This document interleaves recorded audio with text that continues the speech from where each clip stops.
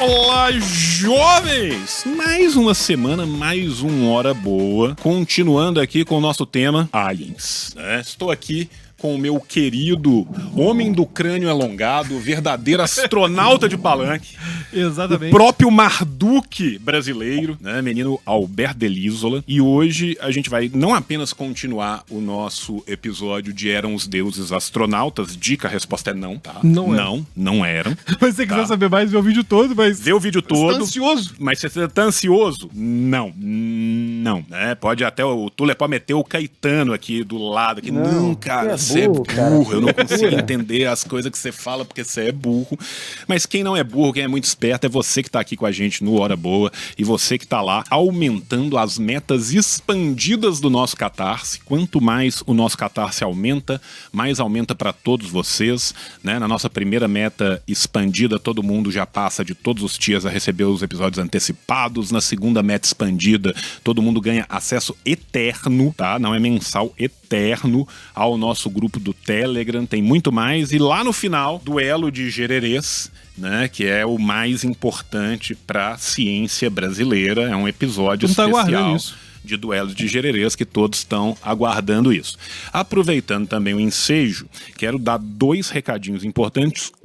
Depois desta live, seremos levados diretamente ao canal do Menino Alberto, aonde ele estará ao vivo com uma live discutindo neurociência, psicologia, hipnotismo e tudo mais. Então fique ligado, você já vai ser portado misticamente, direto, por alienígenas do passado, tá? Construtores de pirâmides, direto para a live do Menino Alberto. E lembrando, se você está vendo a gente e você é uma empresa, tá? Você é literalmente uma empresa, você é um prédio inteiro de uma empresa, vendo a gente na sua televisão de empresa e está falando assim, como gostaria de patrocinar esses meninos? Né? Você pode mandar um e-mail lá pra gente, né? No horaboapodcast@gmail.com e troca a ideia, chama a gente no Pobreminha. Por quê? Porque a gente não quer só fazer a segunda temporada que foi garantida por vocês, a gente quer fazer a terceira, a quarta, a quinta, a 10ª, a 1000ª.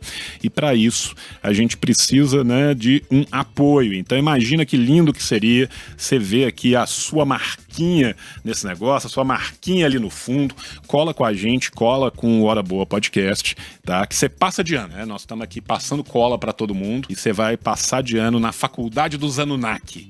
Exatamente. Então, Alberto, vamos voltar aqui, né? A gente falou muito no primeiro episódio do livro, do impacto cultural, e a gente falou muito de várias coisas malucas também, né? Tipo porque trato feito. A gente falou de trato feito, falou de escola parapsicológica britânica da época vitoriana. Nós falamos de tudo um pouco. Nesse episódio aqui, nós vamos entrar mais dentro do livro e comentar alguns dos vários exemplos primorosos trazidos pelo menino Eric Däniken aqui, né, para mostrar como que os defensores desse astronautismo antigo vão distorcer as evidências arqueológicas, as evidências epigráficas, as evidências históricas, para construir essa visão falseada, essa visão pseudocientífica.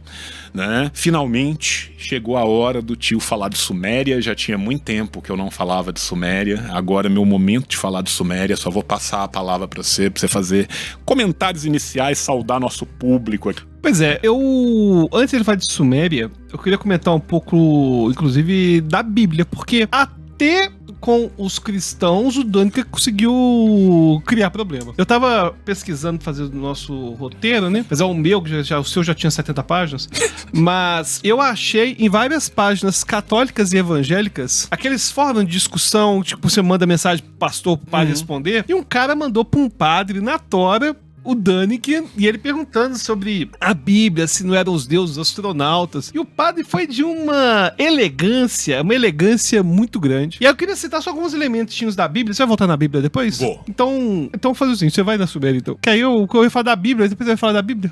Não, mas eu só vou voltar na Bíblia no sentido de que tem algumas partes de coisas que ele cita que também são reaproveitadas pela Bíblia. Você pode falar primeiro, então beleza. Não, só um elemento, por exemplo. Quando você tem, por exemplo, pessoas sumindo na Bíblia, eles sempre vai falar que foi uma abdução alienígena. Quando você pega Sodoma e Gomorra, pô, virou sal. Isso aí é uma bomba atômica. Virou sal, é uma bomba atômica. A gente Tem, inclusive, em Elias... E assim, venhamos e convenhamos, né? Se tem uma coisa que não deixa rastros, é uma bomba atômica, não é verdade? Pois é, exatamente. Né? Se tivesse tido uma explosão atômica na antiguidade, a gente jamais conseguiria perceber isso, né? Não ia deixar nenhum...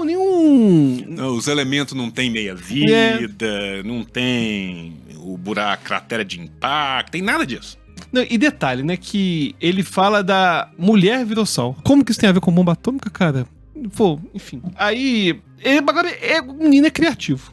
Ele vai falar de carruagem de fogo toda vez que surge uma ideia. Ele vai colocar que é uma carruagem de fogo. Por exemplo, olhei e eis que num vento tempestuoso vinha do norte uma grande nuvem, com um fogo revolvendo-se nela e um resplendor ao redor. E no meio dela havia uma coisa como de cor de âmbar, que saía no meio do fogo. Isso que é Ezequiel 1:4-6. Alienígena. Aí fala, e no meio dela saía semelhança de 4 seres viventes. E esta era a sua aparência. Tinha uma semelhança de homem. São os astronautas do passado. E uma que eu fiquei impressionado, que eu não sabia, que o Daniken fala que com certeza a arca de Moisés, a arca da aliança... Ah, não, a Arca da Aliança. Arca da Aliança. Achei que era a Arca do Noé no dilúvio. Não. Que a Arca da Aliança era equipamento elétrico. E que era capacitor, e que você pega os detalhes... E aí acontece, eu fui na Bíblia, cara. Eu falei, pô, esse negócio de eletricidade na Bíblia eu achei muito contemporâneo. O Daniken, ele quer ver pilha, capacitor e coisa elétrica em tudo que ele vê. E o que eu acho mais fascinante, e depois nós vamos entrar nisso, depois no nosso próximo tópico, depois que a gente for falando inicialmente, a gente vai falar de teleologia, a gente vai falar de anacronismo, né? Que é muito importante, e aí é importante mesmo como divulgadores científicos a gente debater esses temas. Mas o que mais me fascina, né, desse rolê do Daniken, cara, é como os alienígenas têm a exata mesma tecnologia que os humanos da década de 60. O Daniken nem pra ir na ficção científica e falar assim, não, os caras estavam fazendo isso. Não, eles têm bomba atômica, capacitor, bateria, pilha. E é uma galera que usa o que eles usam nos anos 60 e que tá indo aí, ó, nas galáxias que tá indo nos anos... É tipo isso, é o Flash Gordon, né? Assim, é o Flash Gordon. É o retrofuturismo. É o retrofuturismo. Né? Então, assim, nessa hora a gente vê o tanto que menino Daniken tá analisando com a sua lente atual uma civilização do passado, né? E ele consegue ser burro pra frente e pra trás, porque ele consegue estar errado em relação à civilização antiga e completamente errado em relação à civilização futura, em termos que de futurologia, conseguiria transcender estrelas, saca? Imagina, como que vocês vieram da galáxia... sei lá de onde que vocês vieram, como que vocês vieram de Erídia até porque é contemporâneo, Terra, com 2 capacitores e uma pilha. Pois é, porque ele é contemporâneo de Arthur Clarke, Isaac Asimov. Ele tinha um arcabouço teórico de futurologia muito mais rico, né? E só pra poder encerrar esses trechos da Bíblia, ele tem uma em Gênesis que ele coloca, tá lá na Bíblia. Então disse Deus, façamos o homem à nossa imagem, conforme a nossa semelhança. Ah, mas se façamos, é plural. E eu fui olhar no hebraico, realmente é plural. Pô, se é plural, pô, mas não, hein, João? Isso significa que são seres avançados, alienígenas, que estão fazendo criação do homem com engenharia genética. Que aí tem a época, é um momento que tá surgindo o que é DNA, o que é gene, tudo aquilo que você colocou. É o homem dos anos 60. E Deus proíba que exista algo chamado plural majestático, né? Exatamente, pô, tá de brincadeira, né? O Papa fala há 2000 anos em plural majestático. E é super comum. Né? E é super comum. Então, assim, não pode ser, porque como Deus, né, é onipresente, onipotente, e o Deus dos caldeus, né, é esse Deus monoteísta, que você tem essa ruptura monoteísta caldeia, e aqui eu vou ser obrigado a fazer uma digressão, gente. Os caldeus não são os primeiros a inventar um Deus único, tá? Isso é uma coisa que é interessante a gente falar aqui. Os primeiros a inventar um Deus único são os egípcios, no reinado de Akhenaton, né, conhecido popularmente como Amenófis IV. Agora eu tô na dúvida se ele é o terceiro ou quarto. Acho que é Amenófis IV. O Akhenaton, né, que é Akhenaton, que é a imagem perfeita resplandecente de Atom. Atom é o deus que ele vai substituir todos os deuses egípcios durante o seu reinado pelo deus Aton, que seria a representação física do disco solar. Por que ele faz isso? Porque ele era um crente em Aton? Porque ele recebeu uma profecia de Aton? Não, porque os sacerdotes de Amon-Ra eram fortes pra caralho e ele precisava de destruir politicamente o sacerdotismo de Amon-Ra, e aí ele substitui todos os deuses por um deus que ele é o único sacerdote. Então o primeiro monoteísmo que a gente tem na antiguidade, ele não é um monoteísmo de fé, ele não é um monoteísmo ideológico, ele é um monoteísmo político, que é o monoteísmo de Akenaton. Os caldeus não, eles vão ter de fato um monoteísmo que é um monoteísmo ideológico. Só que se a gente pega o Gênesis e a gente pega o Pentateuco, pega os primeiros livros da Bíblia, boa parte deles estão sendo escritos enquanto eles ainda estavam no cativeiro de Canaã. E aí, se você vai no aramaico para ler, Deus lá chama El. El é o nome do deus-chefe do panteão de Canaã, tá? Então você tem 2 nomes para Deus dentro do Pentateuco, né?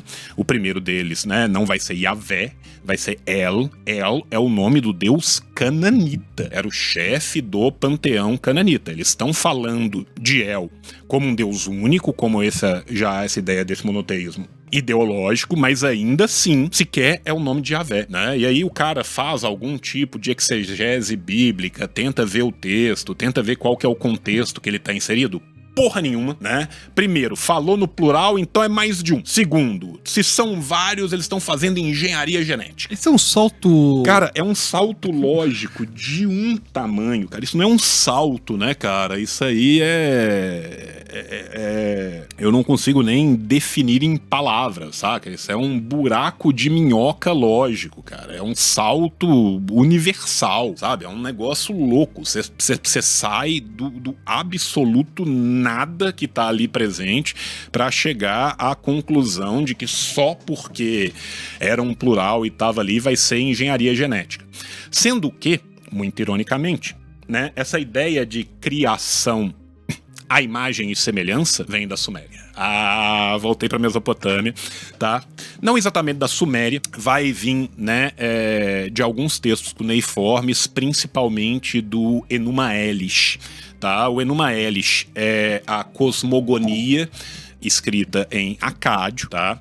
E o Daniken vai partir do Enuma Elish, que é o mito babilônico da criação, para falar, né, que como existiam batalhas entre os deuses no Enuma Elish, era uma batalha entre deuses astronautas com uma tecnologia avançadíssima, que foi vista Deus sabe como, né, pelos caras que tava lá, e descrita, ou senão os deuses chegaram pra eles e falaram assim, começa a anotar aí que eu vou te contar da nossa batalha intergaláctica, né? E aí assim, cara, quando a gente vai pegar, né, uma exegese séria, quando a gente vai pegar de fato pessoas que estudam isso, e aí eu tô recomendando para vocês lerem o Lambert, que ele tem um livro muito bom que é o Babylonian Creation Myths, tá? Que ele vai falar dos mitos de criação na Babilônia, e ele vai falar, gente, que aquilo ali é uma cosmogonia religiosa, aquilo não é de forma nenhuma um relato tecnológico. Quando está se falando ali, Marduk criou os ventos, isso não é propulsão de nave. É literalmente falando das forças naturais da região que estão interferindo no dia a dia do plantio, da colheita, daquele tempo cíclico que eu estava falando ali, né? Sobre Enuma Elish é uma coisa que eu estudei muito, eu vou me permitir falar um pouquinho aqui do que é, né, o Enuma Elish. O Enuma Elish é o mito babilônico da criação, ele vai ser escrito em acádio, e eles são 7 tabuinhas de argila que basicamente vão narrar a origem do universo e a ascensão de Marduk, né, como rei dos deuses.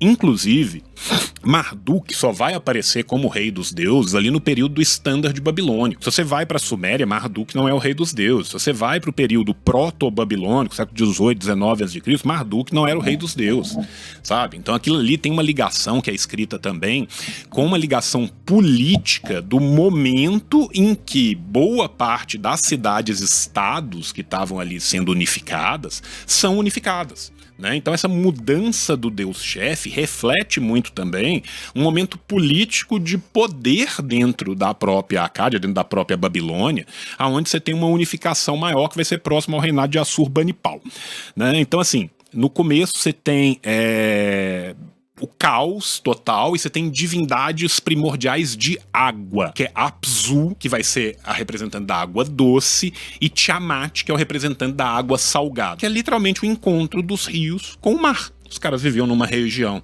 em que você tem encontro do rio com o mar, e eles vão se misturar o rio com o mar e dar origem aos primeiros deuses. Da mesma forma, né, que aquele momento ali, aquela planície de aluvião que você tem ali próximo do encontro das águas, é o local mais fértil, é o local onde a civilização vai poder crescer, né? Os deuses mais jovens começam a perturbar Apsu, e Apsu vai decidir destruir os deuses mais jovens, porém o Ea, que é o deus da sabedoria, mata Apsu e cria a morada dos deuses, aonde vai nascer o Marduk. Então Apsu, que no início era um deus primordial, ele literalmente vira o lugar onde os deuses moram. Aonde? O céu. Apsu é morto, e nessa abóbada celeste, que é o corpo de Apsu, os deuses vão passar a habitar, né? Tiamat vai ficar furiosa pela morte de Apsu, vai criar um exército de monstros e vai escolher Kingu, que é um desses seres que ela criou, como seu novo consorte. Os deuses mais velhos têm medo de Tiamat, não vão conseguir enfrentá-la, e Marduk, que é o deus novo, que é dessa segunda geração, vai ser eleito para ser o combatente, tá? Então o que acontece? Marduk entra em batalha com Tiamat, tá? Desde que ele seja reconhecido como o rei de todos os deuses. Ele derrota Tiamat e parte o corpo dela para criar o céu e a terra como a gente vê. Apsu fica lá em cima, na abóbada celeste, a morada dos deuses. O céu que a gente vê, a terra que a gente vê, é o restante do corpo de Tiamat. Ou seja, os deuses primordiais viram os locais de habitação. O cosmos é organizado geograficamente a partir dessa primeira criação. E aí vem a parte que lembra muito a Bíblia, só que é muito anterior à Bíblia. Marduk vai executar Kingu, que é o novo consorte de Tiamat. E com o sangue dele e a ajuda de Ea, ele cria os humanos para que os humanos sirvam os deuses. Já ouviu essa história em algum lugar? Do lugares tem. Tô entrando no Zeitgeist. Né? Tá tudo ali nesses mitos. E esses mitos, gente, a gente tem que entender que nós estamos falando de povos semíticos, né? Nós estamos falando de línguas muito próximas. O acádio era do semítico oriental, o aramaico, o guerrês, as outras línguas que vão dar origem às línguas modernas que a gente tem hoje na região do semítico ocidental. Povos que se frequentavam, povos que tinham entroncamento de freira, trocando cultura oral ao longo de 2000 anos, né? Povos que tinham uma mesma escrita baseada no cuneiforme durante muito tempo, povos que um vai fazer cativeiro do outro, um vai tomar, politicamente tem uma hora que um toma, o outro toma, tal. Então nós estamos falando de histórias que vão passar ali numa tradução oral por milênios, né? Então não é à toa que a história do dilúvio, que a história da criação dos homens, todas elas tenham antecedentes ali na região, porque isso é um tráfego, né, de oralidade, de escrita que está acontecendo ali em longa duração, né? Então assim, qual que é a função do Enuma Elish em última instância?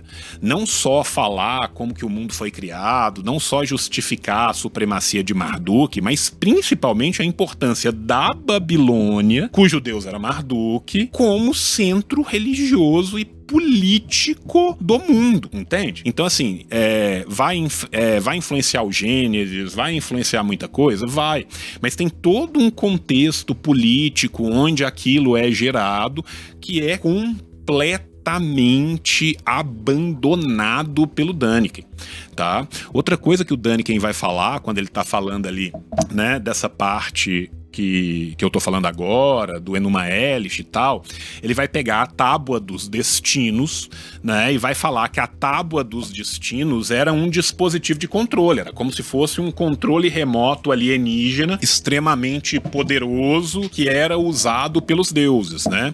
E aí, cara, mais uma vez, né, a Tábua dos Destinos, chama em acádio Tupi-Shimati. O que ela é? Ela é um objeto divino, um objeto simbólico, que ele está presente na literatura mesopotâmia, não só no Enuma Elish. Só que o Däniken desconhece. Por quê? Porque ele conhece aquilo que é o mais superficial ali. Ele pegou um exemplo, achou o que ele queria, fez o cherry picking dele, né? Catou sua linda cereja e descartou as demais. Ele continua. A Tábua dos Destinos, tá? Ela tem as leis do cosmo e ela dá aos deuses o poder de decidir sobre o direito dos humanos, o direito dos universos. Algo que lembra muito, por exemplo, a Tábua dos Mandamentos, que é recebida a posteriori, né? Quem tem a Tábua dos Destinos na mão tem a soberania divina. Aquele que está com a tábua se torna o soberano entre os deuses. Da mesma forma que quando a gente vai pensar lá no Egito, todo faraó egípcio que você vê, ele não está segurando um bagulho com a mão e não tem um chapelão. O bagulho que ele segura na mão representa o reino do sul. O chapelão dele representa o reino do norte. Por quê? Porque o Egito antigo se forma fundindo dois reinos, a partir da segunda catarata. Então aquilo é uma representação, né, do poder investido num rei, né? Da mesma forma que o rei tinha a possibilidade de fazer o quê? Os códigos legais, leis de Eshinuna, códigos de Hammurabi, os códigos de Assurbanipal. O que eles eram? Eles eram uma tábua do destino. Eles eram uma tábua, uma representação física que continha a lei. E quem que pode criar a lei e criar a organização do mundo? A autoridade real, entende? Então, assim, aquilo está sendo escrito com uma base muito material, com uma base muito política, né? Com a base daquela sociedade que está escrevendo ali, né? Enlil vai ser o primeiro a ter a Tábua dos Destinos, ele vai passar ela pro Marduk no Enuma Elish, mas para além do Enuma Elish, essa tábua aparece, por exemplo, no mito de Anzu. Anzu é um dos mitos mais divertidos da Suméria, porque Anzu é o pica-pau da Suméria. Sabe o pica-pau, o desenho do pica-pau? Sei demais. O Anzu é literalmente um pássaro gigante que toda história que ele passa, ele tá arrumando alguma confusão. O Anzu é o pica-pau da Suméria e o Anzu rouba a Tábua dos Destinos. E ele é derrotado por um herói mítico chamado Ninurta, que era filho de Marduk. Então é uma nova geração ali na frente, tá? Você tem outras histórias, por exemplo, Erra e Ixum, por exemplo, que é uma história que vai falar, né, de uma disputa política entre deuses e humanos, aonde a tábua tá ligada exatamente ao poder de dominação, né? Que poder que é esse grande poder? É o poder da escrita. Qual que é o grande diferencial das civilizações, seja do Egito, seja da Suméria? É escrita, gente. Inclusive o acádio era língua franca na época. Acádio era inglês. Pra vocês terem uma ideia, o escriba egípcio, antes dele aprender a escrever copta, antes dele aprender a escrever hierático, ele aprendia a escrever acádio, que era a língua franca, era a língua da diplomacia. Então, o que a gente tá falando ali com a tábua? É um grande controle remoto universal de naves espaciais? Não, é o poder da lei, é o poder do pacto divino que permite a um indivíduo qualquer estabelecer uma lei. Quem que é esse indivíduo na Terra? O imperador, o cara que comanda, o rei do lugar, né? Então, assim, a gente tá falando, né, de uma outra construção ali, aonde o Däniken vai chegar e vai ver nisso um controle remoto maluco de alienígena. O que eu acho mais complicado disso tudo é que às vezes as pessoas criticam o passado sem considerar as informações que existiam no passado. Uhum. É o que fazem às vezes com Freud, às vezes fazem com o próprio Skinner. Mas vamos lá. Tudo que você está dizendo até agora sobre Mesopotâmia, e o pessoal aí que estava ansioso, estavam na fissura, no craving pro Mesopotâmia. O jovem só quer saber de Mesopotâmia, cara. São informações históricas que naquela época do ano já eram conhecidas. A gente não tá falando de uma descoberta de um baú que tava, sei lá, escondido, não sei lá das quantas.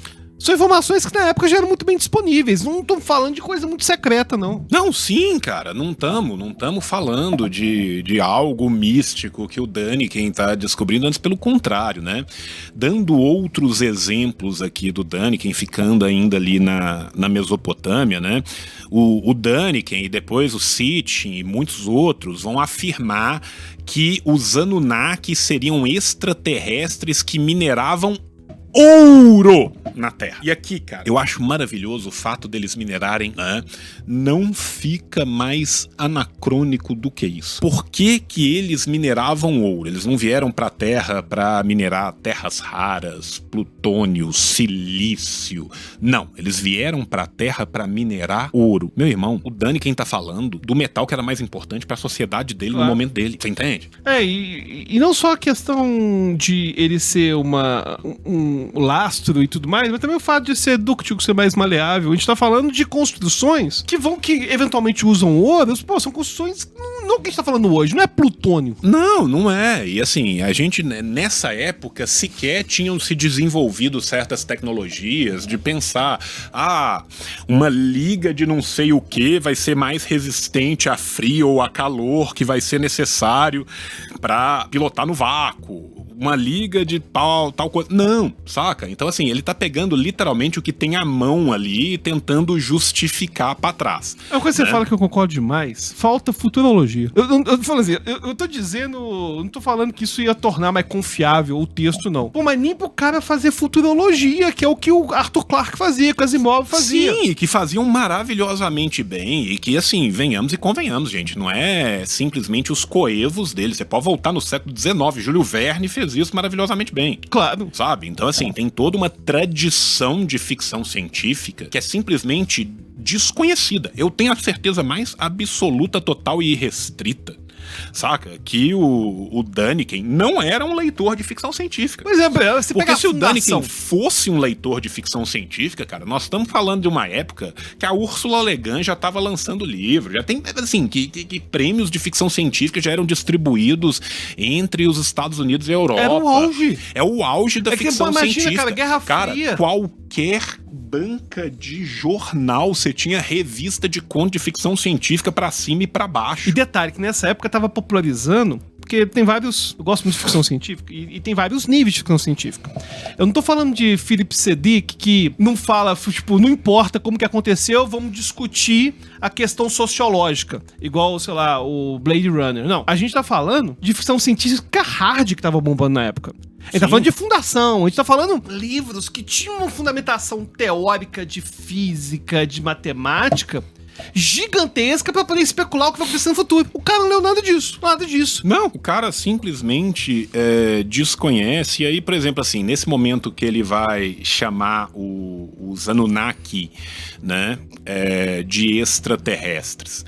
Aqui, cara, tem um livro muito bom que eu sempre recomendo ele chama God, Demons and Symbols of Ancient Mesopotamia, tá? Ele foi escrito em 90... Claro que um livro que você gosta não poderia ser de um tema diferente desse, né?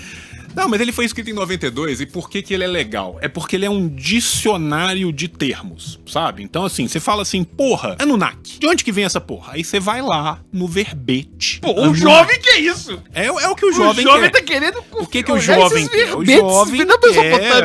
O jovem quer um dicionário, né, pra poder entender os termos da Mesopotâmia. E aí, quando você vai, né, e você pega o termo Anunnaku, né, que vem de Anuna, tá? E mais Aku, são o quê? São aqueles de sangue real. O que significa dizer? São os deuses. Em momento nenhum, tá? Em momento nenhum, esses deuses são ligados a ser fora da Terra. Em momento nenhum, são falado que esses deuses são extraterrenos, ou mesmo que eles sejam habitantes naturais da abóboda celeste. quando você volta no Enuma Elish, eles vão passar a habitar a abóbada celeste depois da morte de Tiamat, depois da morte de Apsu. Esses deuses originalmente eram deuses quitônicos. E quando eles vão visitar as pessoas, eles estão descendo do céu. Aí tem uma outra interpretação possível, né? Por quê? Porque An, em sumério, ou Anu, em acádio, era o deus do céu. Era o deus responsável pela morada dos deuses. Tanto que quando tinha um banquete nos céus, quem prepara o banquete é Anu. Então, Anu, Naku, também poderia ser Anu, aqueles que vêm de Anu. Ou seja, que vêm do céu, mas que vêm da morada de Anu. Por quê? Porque a maioria deles são os filhos de... Entende? Quando a gente pega, né, por exemplo, Anuna mais pra frente um pouco, ele já vai se referir aos deuses do submundo. Você falou de Inanna. Exatamente. E da descida de Inanna ao submundo. Na descida de Inanna ao submundo, quem vai julgar Ishtar ou Inanna pela sua, pelos crimes que vão ser cometidos no submundo, vão ser os Anuna, tá? Que são os deuses ligados a Anu e seus descendentes, que desceram para o submundo para se tornar uma corte de juízes para julgar, né, essa descida, que foi uma descida que causou uma afronta no submundo, saca? Então, assim, ele simplesmente, cara, tá nem aí. Quando você pega o período do Standard babilônico, né, o período clássico da metade do segundo milênio antes de Cristo pro primeiro milênio, 1500 até 1000 ali mais ou menos, os Anunnaki vão ser os deuses terrestres e do submundo que vão ser ligados a essa ordem cósmica, ao julgamento, e vocês vão ter um segundo nível de deuses, que aí você vai mudar a mitologia do Enuma Elish, que vão ser os Igigi. Os Igigi são deuses mais jovens que foram criados pelos Anunnaki para trabalhar para os Anunnaki. Só que eles cansam de trabalhar também e pedem para os Anunnaki criar os homens, criar novas criaturas. Por quê? Porque se eles eram deuses também e deuses não trabalhavam, por que eles estavam trabalhando? E aí, mais uma vez, aparece a figura de Kingu, só que Kingu aparece aqui como um dos Igigi que é sacrificado e seu sangue é misturado a barro, no Atrahasis, para poder criar os seres humanos. E qual que é o problema dos seres humanos no Atrahasis? Faz barulho pra caralho e tá incomodando os deuses. Então o que eles mandam pra acabar com esses seres humanos barulhentos? Dilúvio. Que é outro mito que a gente vai ver ali na Bíblia, né? E inclusive o super sábio, Atrahasis significa super sábio, o nome dele é Utnapishtim. Esse Utnapishtim vai ser diminuído para Naish é Noé, né? Então você tem essas várias ligações, ou seja, sequer um conhecimento mínimo da língua, dos estudos da língua, da representação cultural ali, simplesmente não existe. Qualquer coisa que ele vê, ele faz igual, vamos lá de novo, ó, o cabelão, alienígenas. Tudo eu lembro muito do... no Mundo Assombrado de Demônios, que no livro mesmo comenta que esse negócio de abdução alienígena é um relato que só existe hoje, que antes era bruxa, antes era assombração. Possessão demoníaca. Cada sociedade vai jogar naquilo que ela tem ali, né? É o que ela tem de simbólico pra poder falar sobre aquilo. No que ela tem de simbólico pra falar ali. Não satisfeito, né, em cagar em cima, né, do estudo sobre Mesopotâmia, ele também vai falar outros exemplos, e ali quando você falou dos capacitores, eu lembrei dele falando das baterias de Bagdá, né? O Daniken afirma que vasos de cerâmica que tinham barras de ferro eram baterias usadas por aliens, né? O que eu acho fenomenal, cara, porque assim, bicho, a estrela mais perto da gente, mais perto, 3 anos-luz e meio. Mesmo se o cara conseguir chegar numa velocidade próxima da velocidade da luz, o que já é muito difícil, que fisicamente ia impor vários desafios, a manutenção dos corpos e tal. 3 anos e meio pra chegar aqui. O cara tem uma energia que consegue chegar nesse potencial energético, atravessar o cosmos inteiro, aí ele chega na Terra e pega uma barra de ferro, põe no vaso e faz uma... E o que eu acho mais intrigante é que nessa época já se conhecia o conceito de energia nuclear. Ou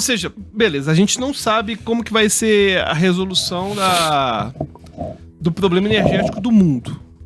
Mas que vai passar pela energia nuclear, ninguém tem dúvida. E nessa época ninguém tinha dúvida também, não. Tinha dúvida em relação à segurança e tudo mais. Pô, o negócio, o pessoal tá atravessando o universo. Sim, cara, é um negócio de doido. Eu fui caçar um estudo, eu achei um estudo que chama The Purpose of the Partian Galvanic Cells. O propósito das células galvânicas partianas por causa da civilização, né? E aí o Kaiser, que é o cara que escreveu esse estudo, ele fala o seguinte: estes objetos eram recipientes para rolos de papiro ou para armazenamento sem nenhuma evidência de uso elétrico.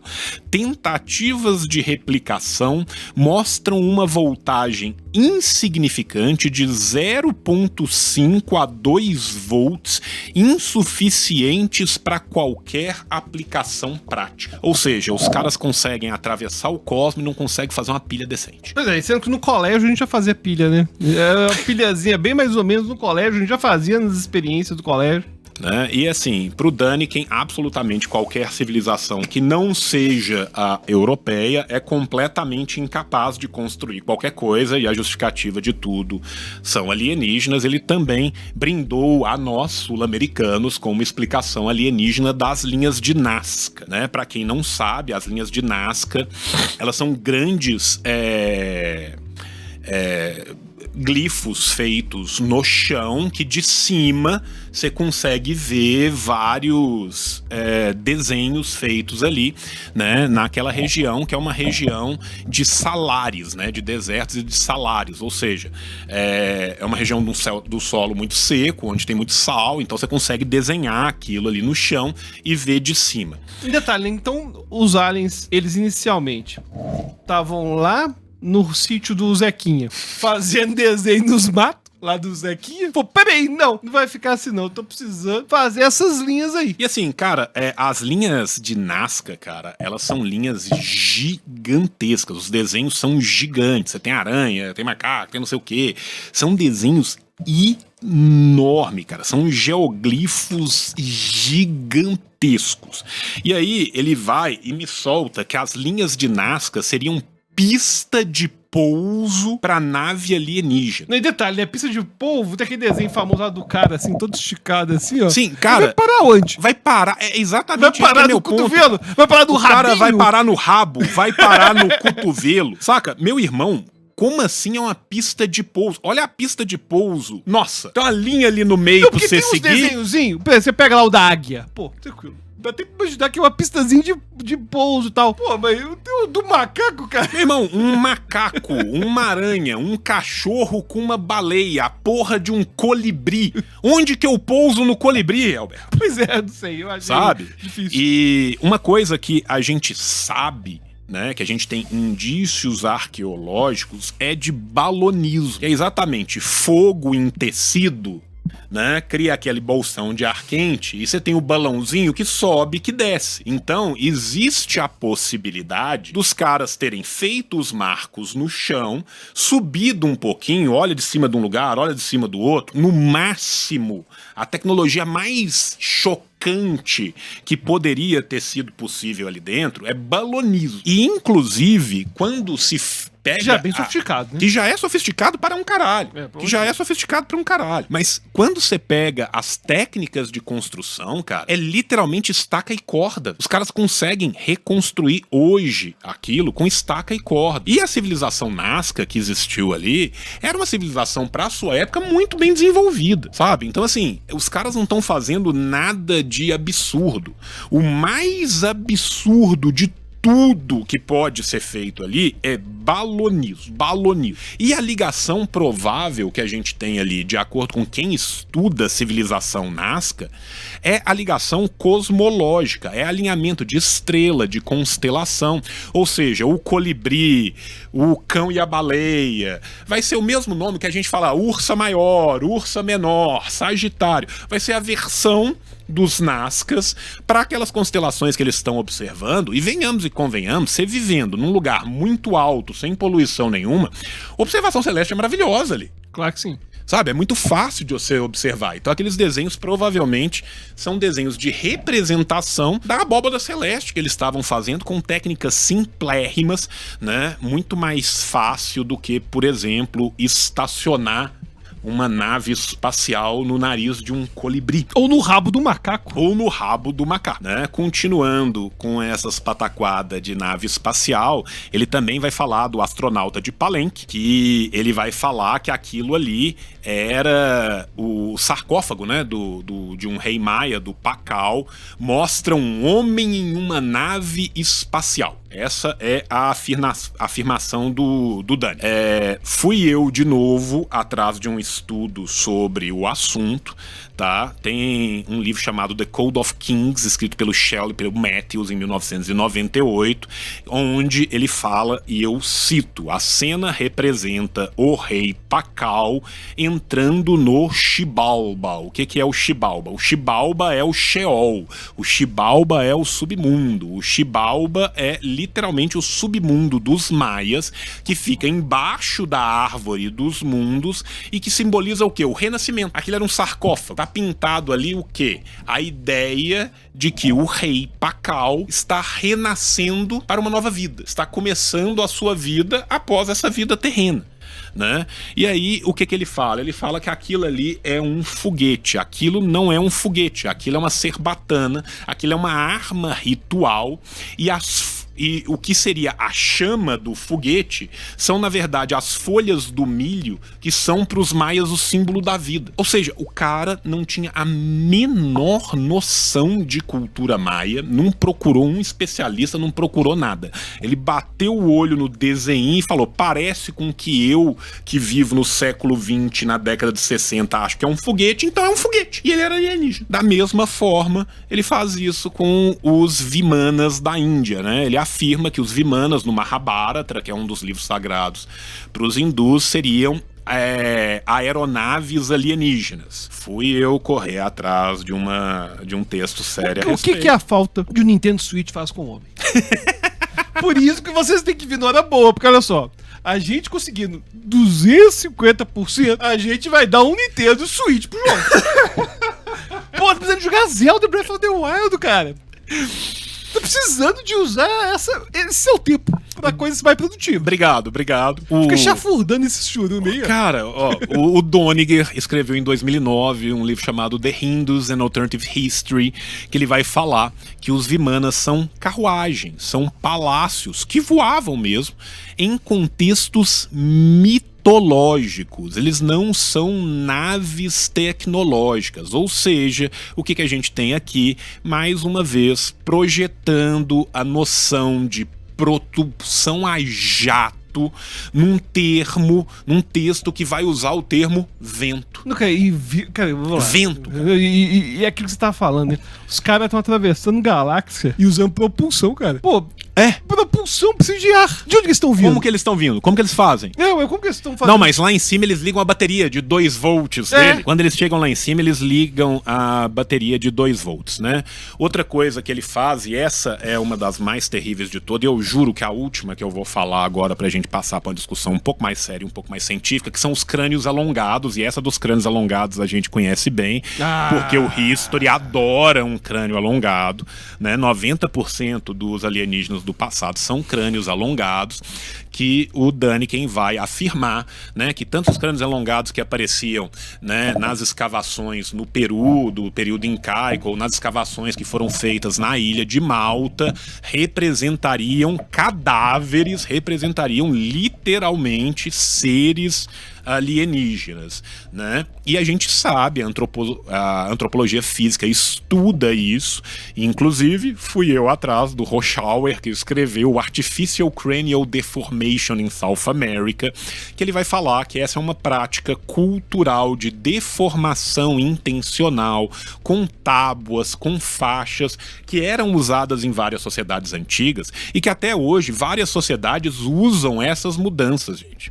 Se a gente for pensar em Myanmar, todo mundo já viu aquelas mulheres do pescoço alongado. Gente, tudo bem, ali é uma questão muscular, não é uma questão óssea, então quando a pessoa morre, não fica ali o pescoço alongado como evidência arqueológica. Mas ali tá mostrando, gente, como que uma civilização consegue criar uma deformação artificial. Se a gente fosse pensar no terrível costume que a China teve durante muito tempo, das mulheres terem os pés muito pequenos, se você pensar daqui a 6.000 anos, tem um hecatombe nuclear, acontece qualquer coisa, e aí o arqueólogo de daqui a 6.000 anos na região da China acha o cadáver de uma mulher do período Qing que tinha o pé pequeno e fala assim, era o Curupira, era um alienígena, entende? É um negócio assim absurdo, né? E isso nos leva, né, aos erros metodológicos gravíssimos que o Däniken e toda essa galera que segue ele vai fazendo, né? Que primeiro é o literalismo, né? Que um mito vira um relato histórico, a descontextualização. Só que uma coisa interessante, é um literalismo peronomútil, né? Porque é literal até onde interessa. Até onde interessa, né? Porque na hora que fala vento, vira propulsão. Exatamente. É um literalismo muito conveniente. É um literalismo muito conveniente, é a descontextualização, né? É um viés de confirmação, que é o cherry picking aqui, que só escolhe as coisas que estão confirmando a tese dele o tempo inteiro. E esse anacronismo de imprimir a tecnologia moderna em sociedades antigas. E aqui eu acho que é a discussão mais importante, né, que a gente vai fazer aqui no episódio, que é a discussão científica mais dura, que é exatamente, né, a gente falar dos problemas teóricos, falar de teleologia e falar de anacronismo, que são coisas, gente, que a gente comete constantemente até hoje. É muito fácil muitas vezes a gente apontar o porrete pro Däniken, mas a real, cara, é que nós que trabalhamos com divulgação científica, às vezes a gente vê o pessoal, né, fazendo uma crítica de gente do século XIX, do século XVIII, do século XVII, completamente a partir dos nossos valores da nossa sociedade atual. Eu sempre lembro daquele meme do Sexto Sentido. Você vê divulgadores científicos cometendo anacronismo e preconceito nas suas narrativas o tempo todo. Né? Então, assim, teleologia é interpretar os eventos do passado como se eles tivessem um propósito, que eles têm que chegar em algum lugar, e esse lugar normalmente é o nosso presente, né? Então, é você virar e falar assim, as pirâmides só vão fazer sentido se elas forem feitas por aliens, porque nós acreditamos na existência de alienígenas e eles construíram essas pirâmides para nos mostrar que os alienígenas estiveram ali. O anacronismo é quando você projeta um conceito que é moderno, que é coevo, que é odierno, numa sociedade antiga, né? Que é você falar o contrário, né? Você falar assim, os Vimanas lá dos textos hindus tinham que ser disco voador. Por quê? Porque eu conheço o conceito de disco voador. Então aquilo tem que ser um disco voador. E não é nenhum nem outro, né, gente? Assim, é abandonar completamente qualquer átimo de história para fazer uma análise maluca, uma análise que é completamente ahistórica, fora do tempo e do espaço. Uma coisa que me incomoda muito no anacronismo é, inclusive, quando vai falar de autor. Não entende que os autores são homens do seu tempo também. E isso que eu acho que é uma crítica ao Däniken, porque as críticas que estamos fazendo ao Däniken não são anacrônicas. Uhum. Na época deles já são válidas. Sim. Porque tem muita crítica que é feita, por exemplo, Aristóteles achava que a pedra tinha que cair no chão porque era o lugar dela. Cara, Aristóteles 2000 anos, cara. É muito tempo. Agora, na época do Däniken já se sabia de tudo isso. É igual quando você pega, por exemplo, um livro, Os Poderes do Subconsciente, de Joseph Murphy, que vai falar o início lá da lei da atração, do pensamento positivo, essa escola do pensamento positivo. Pô, naquela época já era considerado bobagem. E o Däniken é a mesma coisa. E o tempo todo utilizando de viés de confirmação. É porque eu não tô realmente olhando o passado, estudando o passado. Eu tô fazendo o estudo do passado, buscando pistas para aquilo que eu quero provar. É aquela coisa, ele não tem uma hipótese, ele tem uma definição, e aquilo que não bate com a definição que ele já tem a priori, ele descarta, né? Ele não tá fazendo ciência, ele não tá falando assim, será que os deuses eram astronautas? Vou me debruçar sobre o passado e vou estudar aquilo para ver se existe uma possibilidade. Não, os deuses eram astronautas, ponto. Ponto. Esse é a afirmação. Ele parte desse pressuposto. Agora eu vou achar qualquer coisa que me confirme e vou descartar tudo que não me confirme. Não, e quando a gente pensa numa história, você sabe muito mais disso que eu, com uma perspectiva muito eurocêntrica, o tempo todo vai fazer esse juízo de valor em relação a capacidade intelectual, cognitiva das outras civilizações. Porque os termos que o Däniken usa pra falar das civilizações são sofríveis. Não, além dos termos serem sofríveis, o Däniken em momento nenhum se volta pra própria história europeia. O Däniken, por exemplo, pega o Giordano Bruno, que literalmente tá falando ali de civilizações alienígenas, de tudo isso, e fala assim, o Renascimento foi trazido por alienígenas. Não, mas os europeus são inteligentíssimos. Entende? Porque assim, pelo mesmo viés de pesquisa pseudocientífico que ele traz aqui, eu posso pegar o Giordano Bruno, pegar as obras do Giordano Bruno e falar, Giordano Bruno aqui pra mim é uma prova indelével que o Renascimento foi feito por alienígenas. Os italianos eram completamente incapazes de fazer aquilo ali. Nós estamos falando de um povo recém-saído da Idade Média e que de repente tá fazendo aquele tanto de coisa. E tem um autor entre eles que fala de outros planetas, outras civilizações, outras coisas, não sei o quê. Aí uma prova indelével. O Renascimento é alienígena, né? Então, assim, é uma coisa, cara, que ultrapassa qualquer... Assim, não é que ultrapassa, fica aquém de qualquer tentativa de ciência séria. Agora, na história, o pessoal tá nos assistindo lá, nos ouvindo, porque, eu tô falando na história, porque na psicologia, na medicina, é muito mais claro essa distinção do que é ciência, do que é inventado. E na história, a gente trabalha com modelos baseados em plausibilidade. Verossimilhança. E verossimilhança. A gente tá trabalhando com verossimilhança, né? Então, assim... Quando a gente vai pensar, né, porra, qual que é a alternativa então? Como que eu faço? Eu quero estudar uma civilização antiga com mais rigor, eu acho legal, vejo o João falando de Mesopotâmia e tal.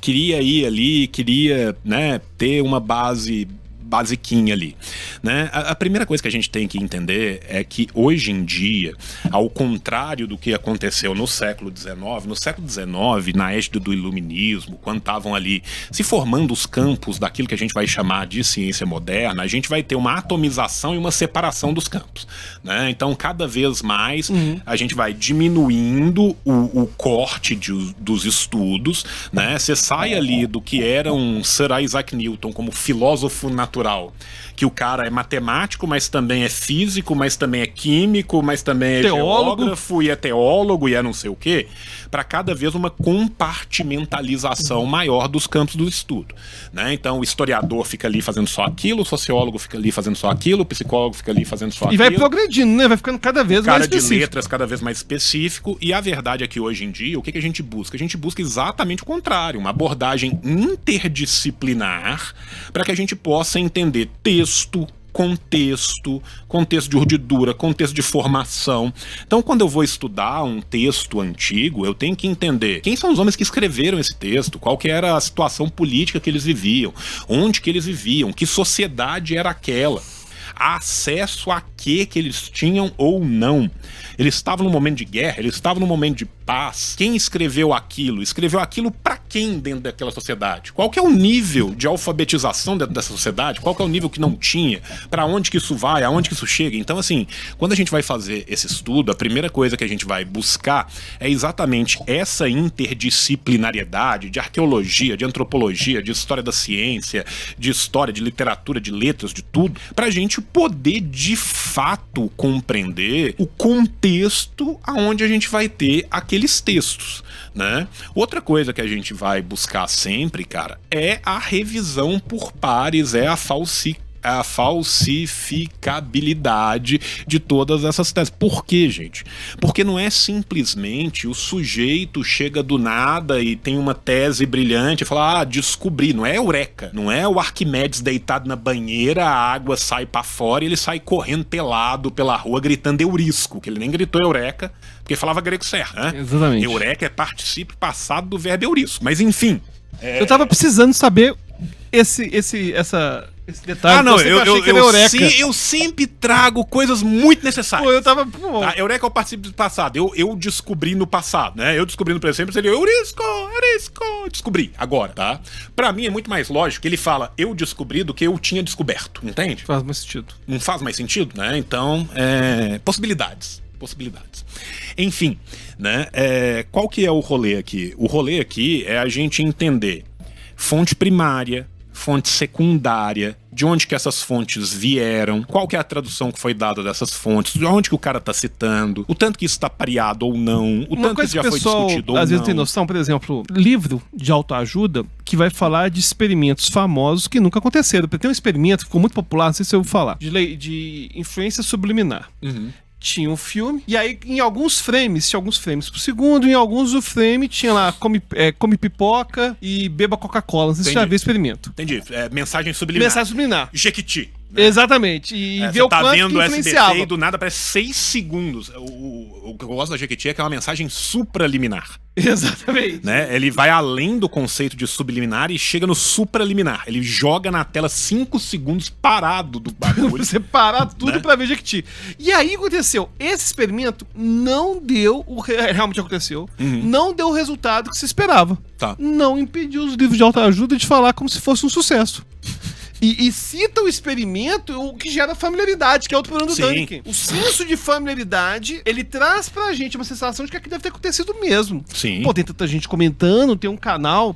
E o pior é que, ainda falando da questão ética disso, eu não sei, é uma discussão que até o Pirula já fez em algum vídeo dele, no quanto que é apenas entretenimento e o quanto que é desinformação. Porque no momento em que, e o History faz isso, pega aqueles fósseis fake, sabe? Que pega, sei lá, o braço de um bicho. E monta com a sereia, canela de não sei o quê. Enfim, e pega isso. O quanto que isso é só uma zoeira. Criptozoologia, né? Exatamente. O tanto que isso é só uma zoeira, pô, zoeira, eu assisto Prato Feito, enfim, eu tô assistindo lá, ou quanto que isso, na verdade, não tá monetizando a partir da imbecilização das pessoas. Sim. E isso é uma coisa eticamente complicada. Não, demais. E assim, uma dica que eu quero dar pra vocês como historiador, gente, chequem as fontes, sabe? É checar a fonte. Você tem que checar. Isso significa que eu não posso confiar em nada? Não tô te falando isso. Pô, peguei uma informação qualquer na internet e lá tá falando que tirou do livro tal. Dá uma olhadinha, esse livro existe? Cara, essa pergunta, este livro existe? Ela já vai excluir um monte de... 90% das mentiradas você já exclui ali. Esse livro existe. É porque você até comentou, só olhar a tradução, se foi... Cara, bem antes, olhou o livro, se o livro existe, sabe? O artigo existe. O artigo existe, o livro existe. Nesse artigo, cara, e assim, artigo é uma mãe. Por quê? Porque o artigo vem com um resumo. 90% das vezes, quando o cara tá tentando fazer um cherry picking, tá tentando ter um viés de confirmação e tá citando um artigo, o resumo do artigo vai falar o contrário do que ele falou. Frequentemente. Mas acontece demais, Aí o cara tá falando assim, tal civilização era alienígena. Aí você vai de acordo com o artigo do fulano. Passo 1, artigo existe? Existe. Passo 2, vamos ler o resumo do artigo. Você abre a página do artigo, você acha em 2 segundos. Se você não achar, agradeça a dona Eubanquian. Eu jamais falarei sobre Sci-Hub nesse... Eu não fico divulgando crimes, não divulgaria crimes. E aí você vai lá no resumo do artigo, aí normalmente o resumo do artigo é isso aqui. Este artigo quer mostrar como tal coisa é uma construção cultural e mitológica do povo tal a partir da simbologia não sei o que. Não tem alien. E os caras são tão cara de pau que se o título do artigo for suficiente, um artigo que existe, for suficiente pra gerar ambiguidade, o cara já coloca. Já, foda-se. Ele já coloca.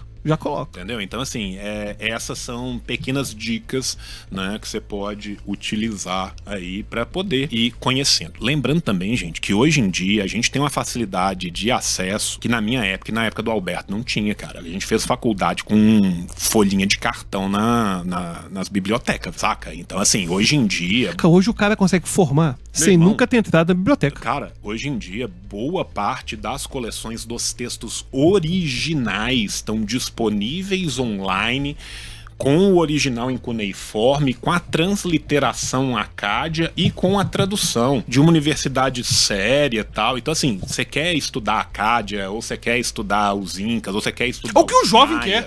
Que é o que o jovem quer. O jovem tá querendo isso. Cara, você consegue ter acesso gratuito aos textos originais pra você ver lá, e aí você vai chegar lá no texto, você vai ler o texto e vai falar assim, pô, mas é uma briga de deuses que reflete muito mais uma briga política de uma sociedade qualquer, e em momento nenhum aqui eu vi nenhum aeronave com jato e ainda reclamação de véi, que na minha época ainda tinha, não sei se na sua faculdade tinha isso na biblioteca, tinha livros que eram muito caros e raros. Você não podia tirar, você tinha que sentar lá quando você não sentava com o cara da biblioteca olhando pra você encostando no livro. Exatamente. E, enfim, hoje não tem mais isso não. Acabou. Cara, eu peguei a biblioteca da Fafiche com um cartãozinho. A gente ia nas estantes e na letra do cartão ou do tema pra ver o que tinha pra depois ir no negócio. Ué. Era a ficha catalográfica. Não tava nem um sistema integrado, sabe? Hoje em dia você acha tudo online, velho. Hoje tudo é bem online. mais fácil. Então as coisas estão muito mais jeito fáceis. aí. Dá seus pulos, jovens. Dando os seus pulos, você será pego pela carroça do profeta Elias, não é isso? Levado exatamente, seria abduzido. Você vai ser abduzido, tá? E na sua abdução, os aliens do passado vão falar com você. Entre no catarse.me/hora boa. Por quê? Porque nosso catarse chegou a 100% e agora a gente tá nas metas estendidas. Ou seja, quanto mais gente colaborar com o nosso Catarse, mais gente vai ganhar mais coisa. Nós somos um sistema ganha-ganha, melhor para todo mundo. Quanto mais gente entrar, mais coisas serão distribuídas. Lembrando também que, terminando esse episódio, nós vamos lá pro canal do Alberto. Tá começando a live lá agora, então fique aí que você vai ser teletransportado e abduzido para a live do Alberto. Nós voltaremos na semana que vem e poderemos voltar ainda mais felizes se você, que é uma marca, né, quiser patrocinar esse podcast, chama a gente no Probleminha. Estamos abertos às suas marcas aí, podem chegar que a gente troca uma ideia, quem sabe a gente não consegue garantir mais várias temporadas desse lindo podcast. Muito obrigado a todos vocês que estão aí em casa, vendo a gente ao vivo, vendo a gente a posteriori, conheça o clube de canais também do Hora Boa Podcast, várias vantagens, vários tiers diferentes, e semana que vem a gente volta com o fechamento da nossa primeira temporada, né, Alberto? Exatamente. Com o fechamento da nossa primeira temporada. Um beijo no seu coração, jovem. Até semana que vem, ó. Tchau, tchau. Falou.